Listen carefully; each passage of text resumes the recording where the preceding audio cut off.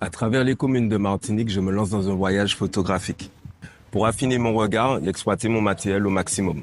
Aujourd'hui, nous partons explorer Bellefontaine, une commune de la Martinique, l'une des plus petites et l'une des plus jeunes aussi. Entre plages de sable noir, sites historiques et paysages à couper le souffle, je vais vous emmener à la découverte des trésors cachés de ce lieu. Installez-vous confortablement et c'est parti.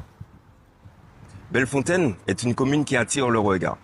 Située sur la côte nord-ouest de la Martinique, entre le Carbet et Casse-Pilote, c'est la plus petite commune de l'île en superficie, mais elle possède une richesse naturelle et culturelle remarquable. Pourquoi Bellefontaine?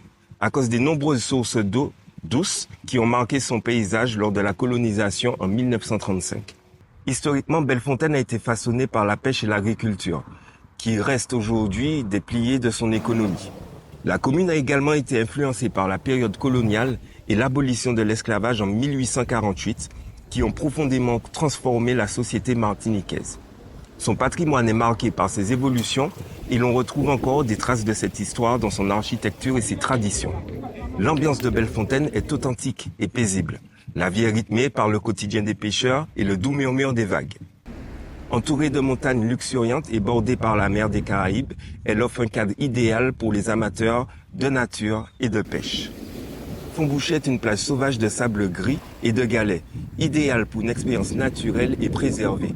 Ce lieu est parfait pour la plongée et la pêche sous-marine. Avec son ambiance calme et peu fréquentée, c'est un excellent point de départ pour commencer cette série de vlogs à travers la Martinique. Bellefontaine possède une histoire riche qui remonte aux premiers peuples autochtones, notamment les Amérindiens, Arawaks et Caraïbes, qui ont laissé une empreinte durable sur la culture locale. Avec l'arrivée des colons européens en 1635, les générations suivantes ont été marquées par le régime colonial où l'exploitation des ressources et le système esclavagiste ont profondément modifié son développement. L'abolition de l'esclavage en 1848 a été un tournant majeur, permettant aux anciens esclaves de s'émanciper et de reconstruire une société libre, même si les propriétaires conservaient leurs biens et leurs privilèges.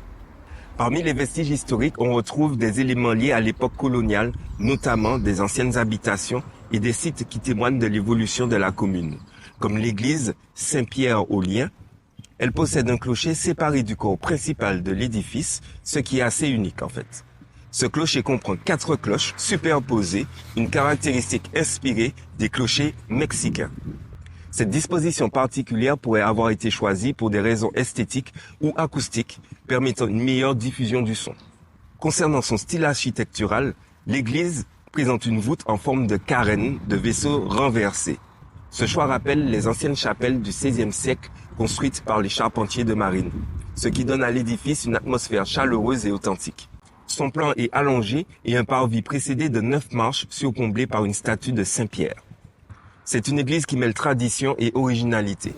Mais Bellefontaine a été et est toujours un lieu stratégique pour les pêcheurs et les commerçants. La centrale électrique de Bellefontaine, un immense complexe modernisé en 2013 qui assure 60% de la production d'électricité de l'île grâce à 12 moteurs diesel et une puissance installée de 220 MW.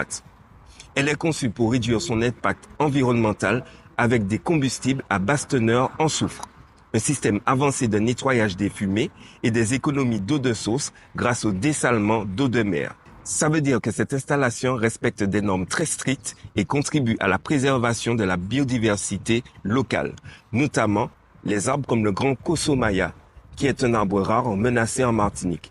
Sa préservation aide à protéger les espèces comme la colombe à queue noire. Deuxième repère pour savoir quand vous êtes à Bellefontaine, la maison bateau Torguiléo, qui est une véritable curiosité architecturale de Bellefontaine et de l'île.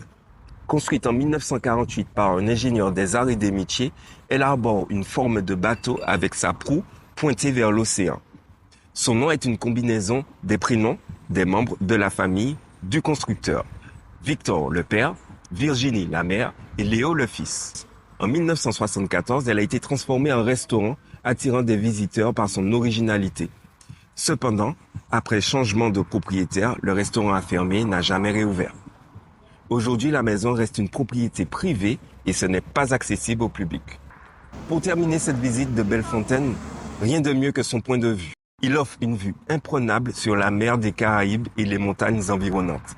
Ce lieu est idéal pour profiter des couchers de soleil magnifiques et d'un cadre paisible. Si cette vidéo vous a plu, likez, abonnez-vous pour ne pas manquer la prochaine commune de Martinique. Et dites-moi en commentaire quel était votre endroit préféré de Bellefontaine.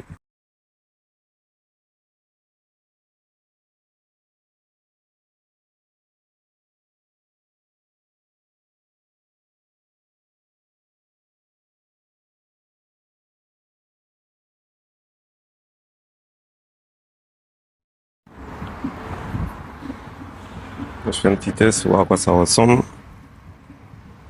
Et on y est, là c'est à peu près bon, il y a du contraste, je suis pas trop dans la lumière. J'espère que c'est bon.